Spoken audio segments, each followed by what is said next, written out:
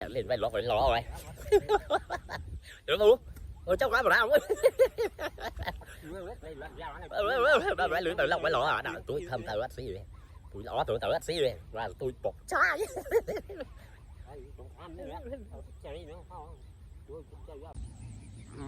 xôm bắt cá lại rồi nó mình bạn lật ra mua mà tè pu đấy bạn mà gặp chú này thầy cũng rau đó đấy muốn hút đó muốn hút đó đấy sao gì đó gì đó cơn sủi lối